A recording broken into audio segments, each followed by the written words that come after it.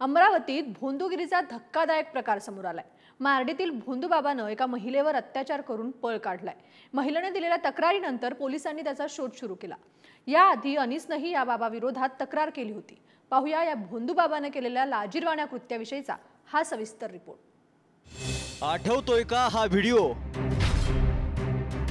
तुफान व्हायरल झालेला हा व्हिडिओ। तव्यावर बसून भक्तांच्या समस्या सोडवणारा हा अमरावतीच्या मार्डीतला बाबा। व्हिडिओ व्हायरल झाला, बाबाची चर्चाही झाली आणि त्याला तवावाला बाबा असं नावही सोशल मीडियावरून मिळालं। हा बाबा बेपत्ता झालाय। अमरावतीचे कुऱ्हा पोलीस त्याला बेड्या ठोकण्यासाठी जंग पछाडतायत, कारण एका भक्त महिलेवर अत्याचार करून हा बाबा पसार झालाय। त्या पीडित महिलेनं या भोंदू सुनील कवालकर उर्फ गुरुदास बाबा विरोधात तक्रार केली। फिर्यादी जो पीड़ित महिला है, उनका ऐसा आरोप है कि आरोपी ने जो है इनका आपस में कुछ अश्लील वीडियो वगैरह रिकॉर्ड करके आरोपी के मोबाइल में रखा है, ऐसा उन्होंने आरोप वगैरह किया है।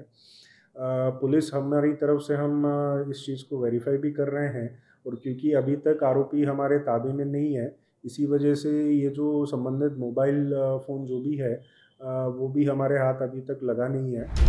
पोलिसांनी सध्या कुलूप ठोकलेला हा बाबांचा मार्डीतला मोठा आश्रम, त्या आश्रमाचा बोर्ड सुद्धा पोलिसांनी काढून फेकून दिलाय। याच आश्रमात बोलवून त्यानं एका महिलेवर अत्याचार केलेत। हा तवेवाला बाबा फरार का झाला हे पाहूयात। जबलपुरातली एक महिला पतीच्या व्यसनाधीनतेमुळे त्रस्त होती। पती व्यसनातून मुक्त व्हावा या इच्छेपोटी महिला स्वयंघोषित बाबाच्या दरबारात गेली। इच्छापूर्तीसाठी आश्रमातच काही दिवस मुक्कामी राहावे लागेल अशी बाबानं अट घातली। 3 महिन्यांच्या मुक्कामात भोंदू बाबाकडून महिलेवर अनेकदा अत्याचार करण्यात आले। बाबाकडून महिलेला लग्नाचं आमिष दाखवण्याचा प्रयत्न करण्यात आला। महिलेसोबत केलेल्या दुष्कृत्याची व्हिडिओ क्लिपही समोर आली। बाबाच्या मोबाईलमध्ये क्लिप पाहून त्या महिलेचा संताप झाला। बाबाला महिलेनं जाब विचारताच महिलेला बाबानं धमकवलं। या व्हिडिओ क्लिपच्या वादानंतर बाबा फरार झाला। यापूर्वीही बाबा वादात सापडला होता। बाबाचा तव्यावर बसून भक्तांच्या समस्या सोडवतानाचा व्हिडिओ व्हायरल झाला होता। तेव्हा अंधश्रद्धा निर्मूलन समितीनं त्याच्या भोंदूगिरीचा पर्दाफाश केला। बाबानं अंधश्रद्धा पसरवत नसल्याचं सांगून तेव्हा पळ काढला होता। 4 धामच्या दर्शनाला जातोय अशी बतावणी करत तो निसटला होता।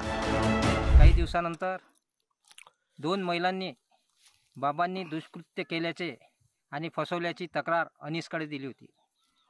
अनीसचा ते क्षेत्र नसल्यामुळे अनीसने त्यांना मार्गदर्शन करून पोलिसांकडे तक्रार करण्याचा सल्ला दिला होता। त्यानुसार त्या महिलांनी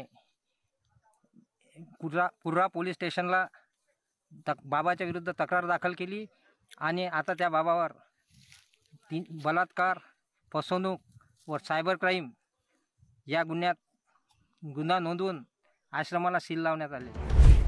त्यानंतर बाबा परतला। त्यानं भक्तांच्या भोळेपणाचा फायदा उठवत हा नवा लाजिरवाणा प्रकार केला। अनीसनं दिलेल्या तक्रारीनंतर बाबांविरोधात पोलिसांनी कठोर कारवाई का केली नाही असा प्रश्नही आता उपस्थित होतोय। वेळीच त्याच्या मुसक्या आवळल्या असत्या तर त्याची भोंदूगिरी उघड झाली असती, भक्तांची फसवणूक आणि अत्याचाराची घटना टळली असती। आरोपी जो है वो अभी फरार है, उनको हम ढूंढ रहे हैं, वरना तपास जो है शुरू हो गया है, तपास चालू है। एंड इसके आगे बाकी जो मुद्दे जैसे हमारे सामने आएंगे उसके ऊपर में हम अपनी तरफ से कार्रवाई करेंगे। कायद्याच्या कचाट्यातून स्वतःला वाचवण्यासाठी पळालेल्या बाबाच्या हातात बेड्या कधी ना कधी पडतीलच। त्यानंतर त्यानं आणखी किती भक्तांच्या भोळेपणाचा गैरफायदा घेतलाय हेही स्पष्ट होईल। अशा गुन्ह्यांमध्ये फक्त हे भोंदूगिरी करणारेच दोषी नाहीयेत, त्यांच्या भूलथापांना बळी पडणारे, अंधश्रद्धेच्या आहारी जाणारेही तितकेच दोषी आहेत। उघड्या डोळ्यांनी नीट विचार करत अशा भोंदू बाबांच्या जाळ्यापासून स्वतःचा बचाव प्रत्येकानं करायलाच हवा। अमरावतीहून छगन जाधवसह रशीद इनामदार, पुढारी न्यूज।